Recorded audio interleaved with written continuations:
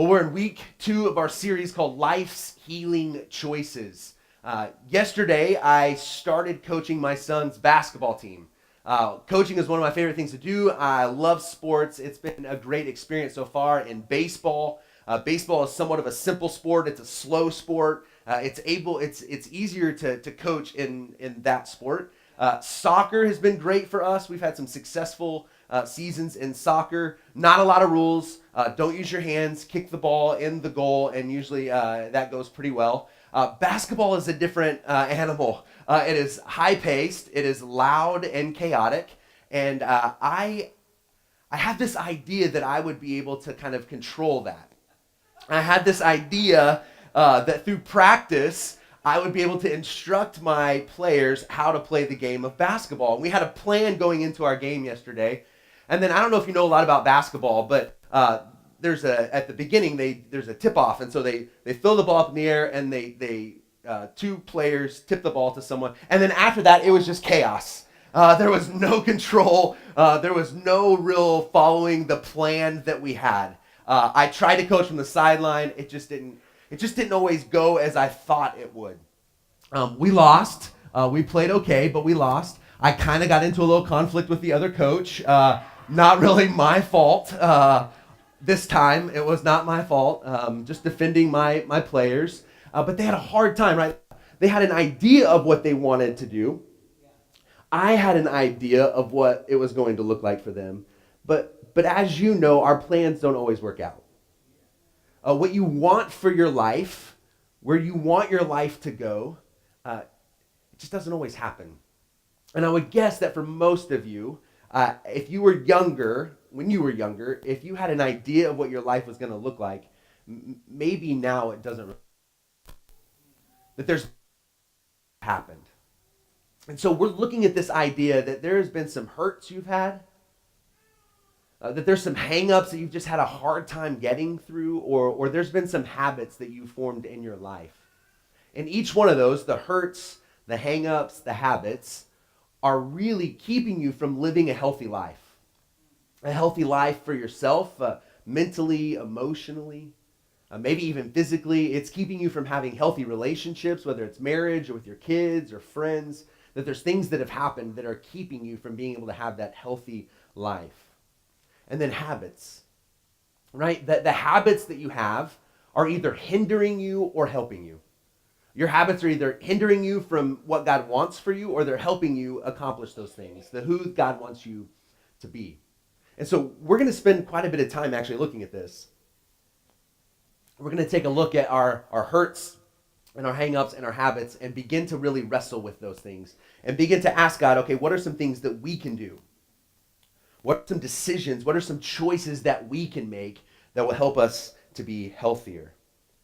And here's the danger as we look at this. There's a couple things. We looked at some of them last week, but I was just thinking this week. Here's one of the dangers as we begin to think about the hurts and the hang-ups and the habits in our lives. Is you may, on the outside, you may, from others looking at you, you may look like you have it all together. You may do well in business. You may do well. Even your family may look like it's going well. But as I looked at last week, man, if you were able to just kind of open up and peel away and really begin to look at your life and your heart and your mind, are there some things that you just haven't ever worked through? Are there some things that have happened to you? Are there some things that you have done that maybe you've just never really been able to deal with? And because of that, it really is impacting other people. See, we could also believe this idea that if I just kept it inside, the hurts and the hang-ups and the habits, if I could just internalize and keep it in, then it really doesn't matter. But here's what I know to be true, is those things are impacting the people around you. You might be stiff-arming people and not allowing people to get in, that it's been difficult for you to build relationships because of those hurts, the things that have been done or said to you. Maybe it's impacting your marriage or your job. Those things that are in you often come out. So you can hide and you can cover up and you can deny, but what I know to be true is those things impact us. And so let me kind of ruin the sermon this morning. In the midst of those hurts and those hang-ups and habits, there can actually be hope. Right? So last week, we looked at this idea that the first thing we have to do is just admit that we have this need and that we really can't figure it out on our own. We looked at what's called the Sermon on the Mount. Jesus is teaching, and as I said last week, he kind of calls this time out. He calls some people to follow him. He begins to heal these people he's spending time with, supposed to spend time with, and things are going really well. And he says, okay, before I get going too far, I need to teach some things. And so we have what's called the Beatitudes. And if you've grown up around church, these might be new to you, but if you've grown up in church, I think the Beatitudes used to be this idea, this list of things that I need to aspire to be. They were like these virtues I needed to take on. But I think what Jesus is saying here is, here's who the kingdom of heaven is for. This is who gets access to the king, to Jesus, to God. And we're going to see as we go through this that everyone has access. That as Jesus comes and he calls this time out, he says, look, the good news is this is for all of you. And so we looked last week, Matthew 5, 1 through 3. Jesus says this, when he saw the crowds, he went up on a mountainside and sat down. His disciples came to him and he began to teach, saying, and here's what the first choice we looked at, is blessed are the poor in spirit, for theirs is the kingdom of heaven. And Jesus says, blessed or happy are those who realize that they are powerless without God. The other way you could say this is spiritually bankrupt. And we looked at this idea that you make a really poor God. I make a really poor God. That we need God to intervene on our behalf. That we need God to help us as we work through those habits and hang-ups. And so we made that first choice. Some of you hopefully made that choice to say, okay, I do have a need.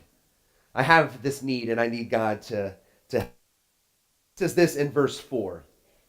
He says, blessed are those who mourn, for they will be comforted.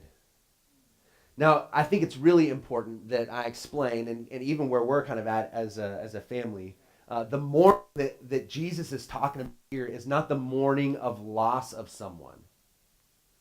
So blessed actually can also mean happy. And so Jesus is not saying happy are those who lose someone close to them. He's not saying happy are those who lose relationships or lose jobs. That's not what Jesus is saying here. The mourning, I think, if you read all of the scriptures around this and you look at the rest of the Sermon on the Mount, Jesus is saying something very specific here. And he is saying this mourning, this sorrow that you experience are often from the decisions that you have made or the decisions that have been made around you. Right? That you have experienced this grief or pain because of some of the decisions you have made. Look, let's just be honest. Some of the places you find yourself right now, some of the hurts and the hang-ups and the habits are just some of the choices that you've made. Not all of them, but if we're just honest, we could just say, look, I've made some poor decisions. I made choices, and I have gotten myself to where I am today. And so Jesus is saying when you begin to grieve those things, when you feel this sorrow for what you've experienced, done, or what you've said, or what has been done or said to you, when you experience that sorrow, the reason that you can be happy is because there is a God who comforts you in the midst of those things. That he doesn't put a finger, not angry or mad at you, but he meets you where you're at in the midst of those things. And so as we begin to make these healthy choices and we begin to work through these things and we mourn and grieve the things that we've experienced, it might get kind of hard. When I meet with people and we look at relationships and I counsel people, I often tell them, look, this may get harder before it gets better. So as you begin to really peel away and you look at some of the things in your life, you begin to do some of the hard work of looking at those things, it might become difficult. But it's worth it. Like, I don't think if we set knee to knee and I asked you and I said, look, do you want to be healthy in your life? I don't think any of you would say no. I think all of you would say, yeah, I really want to begin to be healthy in my own heart and my own mind and in my relationships. And so how do we do that? How do we begin to be more healthy? And so if we do that, the thing I want you to hold on to this morning is not only do you admit that you have a need, but the one who can meet that need is one who has power and gives you hope.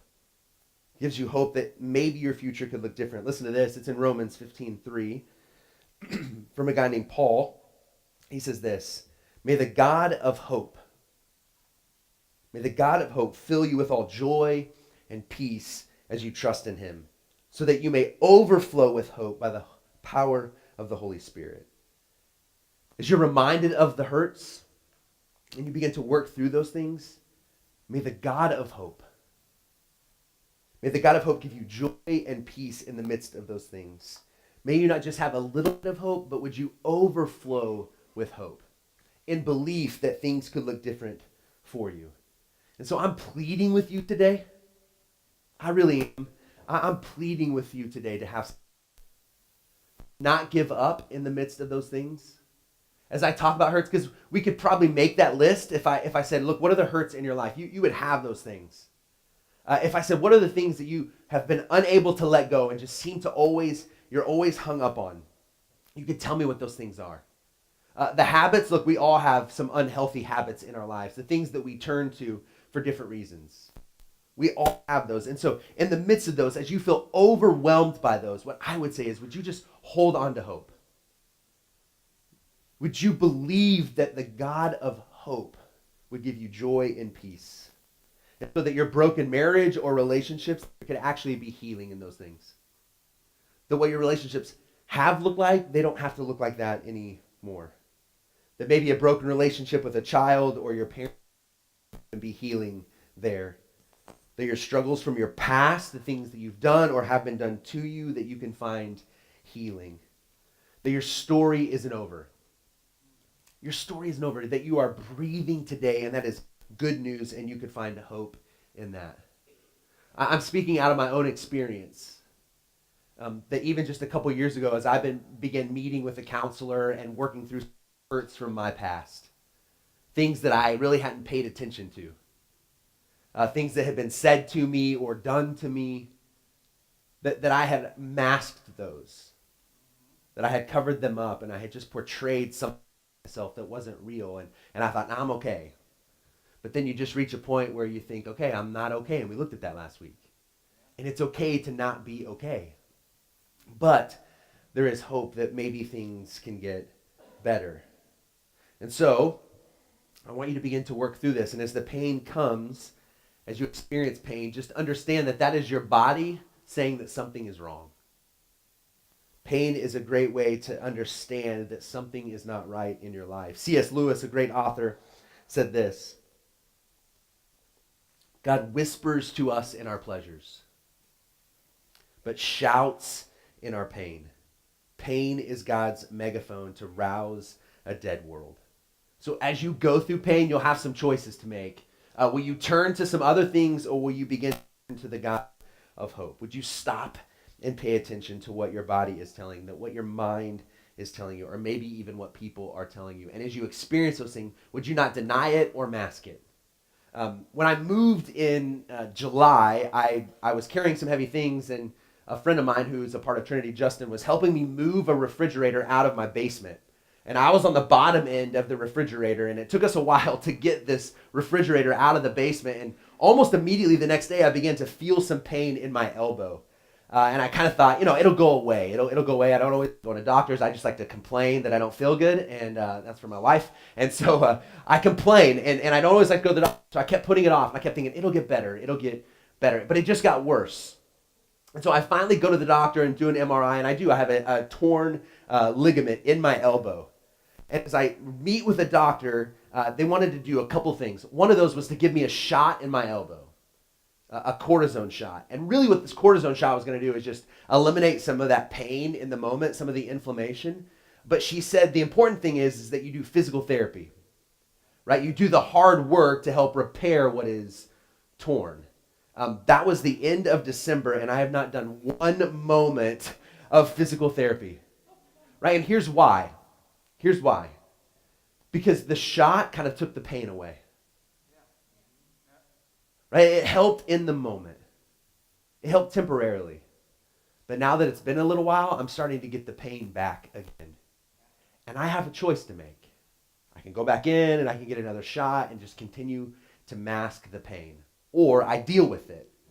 I make some choices and I get healthy. And so in this series, I pray that you'll make some choices and that you'll get healthy. that your relationships and your future will look different because you're willing to put some of the hard work in. And so as we think about denying or not owning up to things, would you just begin to see like the best thing you could do is to own it and to work through it? And there's some ways that can happen, some awareness of your pain. One is you're going to get to a crisis moment. You'll get to a crisis. That things are not going well, and so you'll have a decision to make. Or there'll be a confrontation. And can I just encourage you? It's always best to admit. It's always best to own up to the things that are going on than it is to get caught. And that can be in a lot of different things.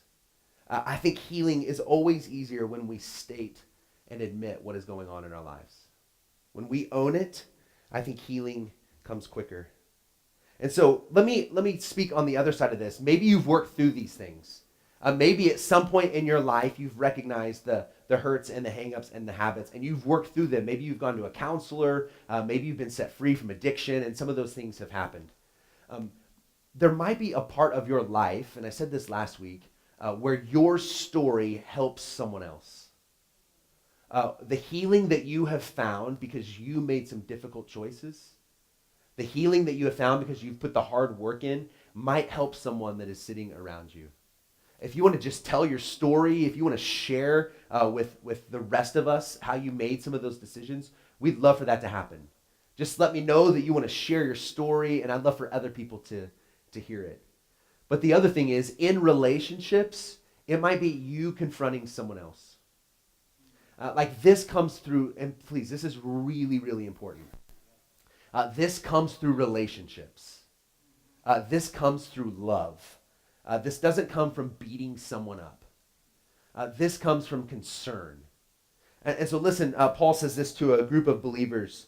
Galatians 6:1, he says this: if someone is caught in a sin, you who are spiritual should restore him gently, in love, in kindness, in patience. That maybe you just say, look, I'm concerned about what I see in your life. I'm worried about maybe where you're headed. And you begin to confront someone, but you have to do it gently. The restoration that comes in someone's life is done through gentleness, not through being harsh or beating someone up.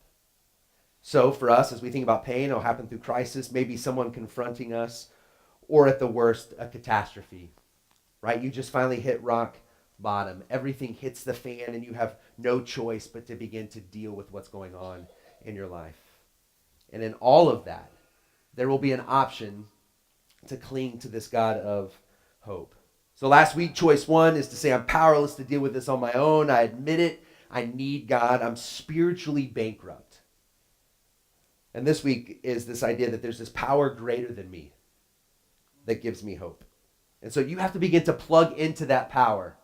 I don't know if most of you probably have a cell phone, and if you're like me, you get down to the end where you are losing battery and you begin to stress and worry. And my wife and I are very different when it comes to how we charge our phones. I charge it once every day and a half or 2 days. I'll plug it in, I get a full charge, and then it dies at some point on me, and I go back and I charge it. My wife, on the other hand, is like, man, my battery is so low. It's at 80%, and she keeps it almost always charged. She keeps it fully powered, and I'm like, I don't think that's really always good for your phone, but man, for her, she always wants to stay connected, and she wants to make sure she has that power. And so for you, it is key during this time that you stay connected to God, that you stay connected to the one who will bring ultimate healing in your life, that you'll never do this on your own power. You'll never do it, really, just by coming on Sundays, plugging in for the 45 minutes, hour that we're here. It's just not enough. Like, to stay plugged into what God is telling you and helping you. The God of hope is not one that we just every once in a while plug into, but that you would continually do that. And so, again, take a Bible, download a Bible on your phone, do a reading plan. If you need help with that, I'd love to be able to help you set that up and work through that. Thursday mornings at 6 o'clock at Tony's Donuts, there's a group of guys right now studying scriptures.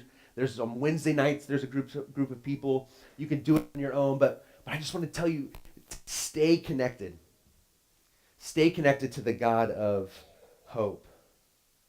And as you do that, I hope a few truths come through for you. A few truths of who God is. The first one may seem obvious as we think about this important truth of God that we have to begin to understand and believe. And the first one is this, that God exists. That God exists. Listen to this in Hebrews 11:6. It says this, and without faith it is impossible to please God, because anyone who comes to him must believe that he exists and that he rewards those who earnestly seek him. The Message is a paraphrase. Listen to that version of it. It says this, anyone who wants to approach God must believe both that he exists and that he cares enough to respond to those who seek him. So the first thing is that we just believe that he exists. And that doesn't mean that you have to know everything there is to know about God. To believe that he exists is not to say that I have God all figured out. It's just this belief that there is a God who will give me the power to get through what I'm going through. And then as you begin to believe, it's not just that you believe, but you believe that that God that you're believing in cares deeply about you. That as you earnestly seek him, that you'll find him. So you're not alone. You're not alone in those hurts. You're not alone in those hang-ups. And you're definitely not alone in those habits. You're not alone. And so you believe he exists. And number two, that you matter to God. That you matter to God. What you believe about God matters. What you believe about God will determine how you approach God. If you think God is angry at you, if you're worried that God's going to figure something out about you that he doesn't already know, there will be this tendency to approach God differently. But if you believe that I can believe in God, and when I go to God, that he cares deeply for me, and that he will help me when I seek him. So he knows your situation. He's not going to be surprised. So as you think about, man, no one knows what I've gone through. God does. As you think about, no one knows the habits that I have in the dark or the secret that I've never admitted to anyone. God does. God knows the pain that you have experienced. He knows your anxieties. He knows those moments where you feel depressed. God knows. Nothing escapes the heart of God. And so Psalm 31:7 says this, I'll be glad and rejoice in your love, for you saw my affliction and knew the anguish of my soul. And listen to that again. I'll be glad and rejoice in your love. I'll be thankful, God, that you love me. For you saw my affliction. You knew what I've gone through. You know what I'm going through right now. And you know the anguish that I experience in my soul. You know everything there is about me. Psalm 34:18 says this, the Lord is close to the brokenhearted and save those who are crushed in spirit. Are you brokenhearted? Has the pain got so hard that to even think about it or to speak about it just continually opens a wound and breaks your heart? God is near to you. I don't say that flippantly. I've experienced that. My family has experienced that over and over. And right now, in those moments when you're in anguish, God is near to the brokenhearted. Those who are crushed in spirit, he is near to you. So he sees the best in you and he sees the worst in you. He sees when you do what you say you're going to do, and he sees when you fail. And in both of those situations, you matter to him. He loves you. Not only does he know you, but he cares. So not only does he know the situation, but he cares about what you're going through. God's affection towards you is not about your character or what you do, but it is based on his character and what he has done for you. It's not that you have a good enough life or that you've gotten to a point where now God cares about what you're going through. He has always cared. Just briefly, one of my favorite passages is in John 4. And we have the situation where there's this woman at the well. Some of you are familiar with this story, but we have this woman who goes in the middle of the day to draw water. And there's lots of reasons for that. One is she has lived a certain life. And I'm going to read into this and think that there's been a lot of pain that's happened in her life. There's a lot of pain. I'm going to guess there's some things that were done to her that have put her in this certain situation, that have maybe even caused her to make the choices that she's made. And everyone knows who she is. And so she goes in the middle of the day. She just doesn't want to deal with the gossip. She doesn't want to deal with the looks. And so she goes alone in the middle of the day. And Jesus finds her at the well. And Jesus speaks to her. Jesus doesn't wait for the woman to ask who he is. Jesus speaks to the woman at the well. And he asks her for a drink of water. He basically says, hey, will you pull some water from the well? I am thirsty and I need something to drink. Would you do that for me? And we see this interaction with the woman at the well in this conversation. And she basically begins to say, look, you're not supposed to be talking to me. We're not the same kind of people. You're a man and I'm a woman. You're not supposed to speak to me. And then Jesus says this, if you knew the gift of God and who it is that asks you for a drink, you would have asked him and he would have given you a drink of living water. And so then the woman's like, look, you were asking me for a drink. You don't have a bucket. How are you possibly going to get any water from this well? And then Jesus again says, anyone who drinks this water will be thirsty again, but anyone who drinks the water I give him will never thirst. Indeed, the water I give him will become in him a spring of water welling up to eternal life. And then the woman at the well, I believe, sarcastically answers him and says this, sir, give me this water so that I will never get thirsty again and have to keep coming here to draw water. She's like, yeah, you say there's this water that I'll never get thirsty for? Yeah, give me some of that.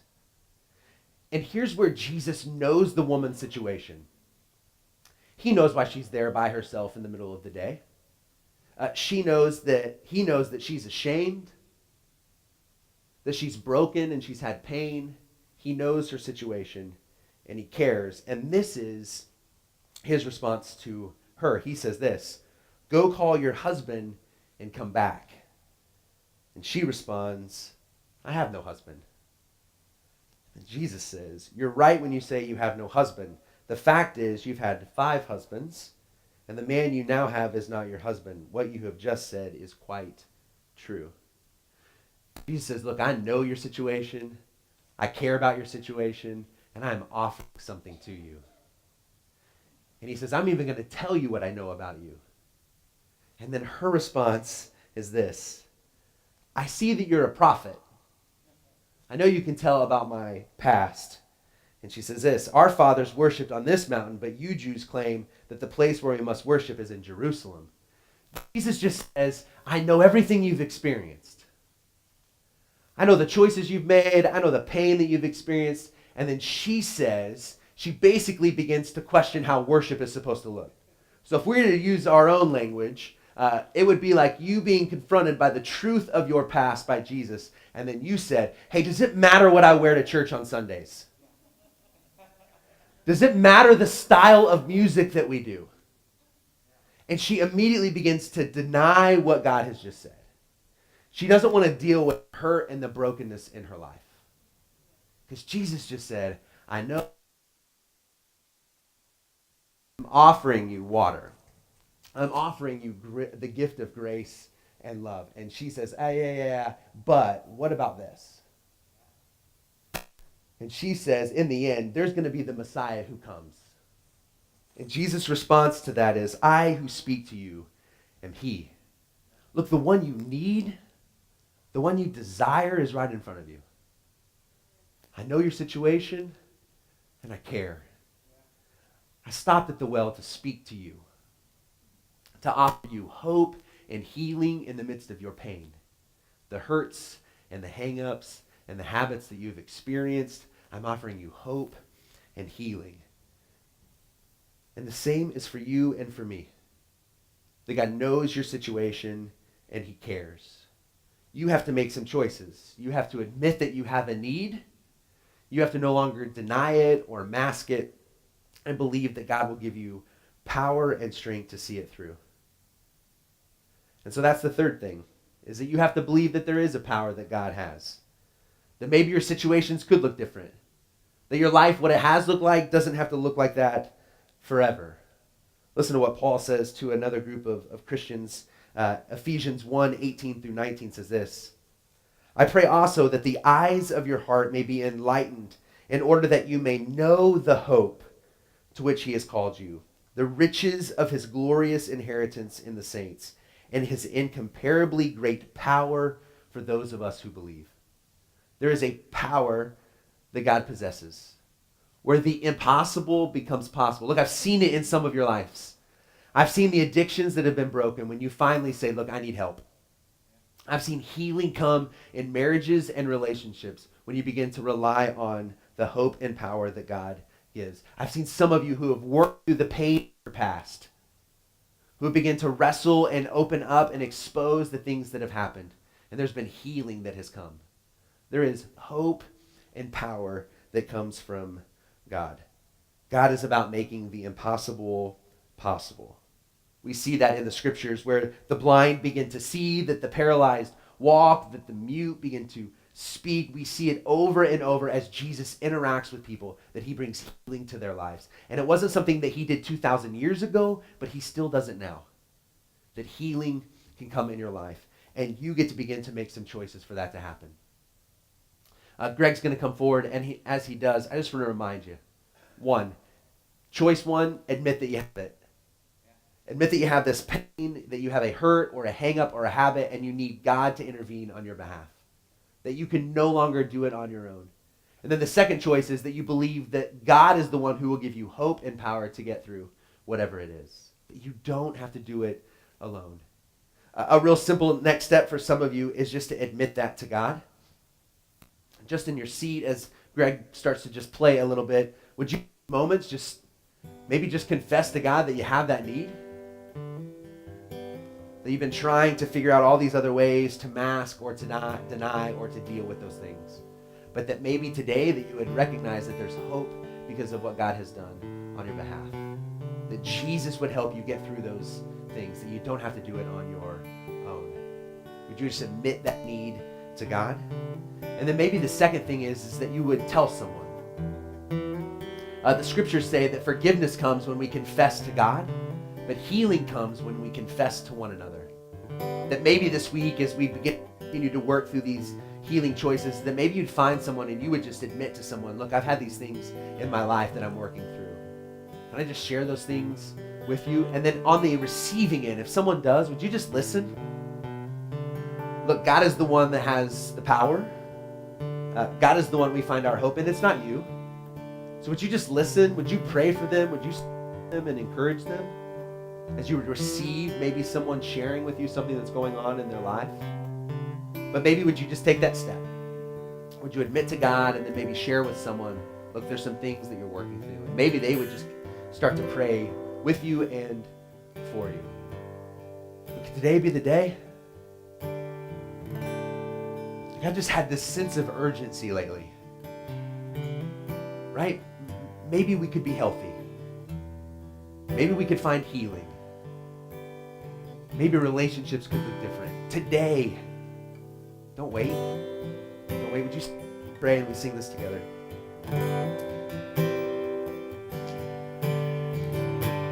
God, we need your help.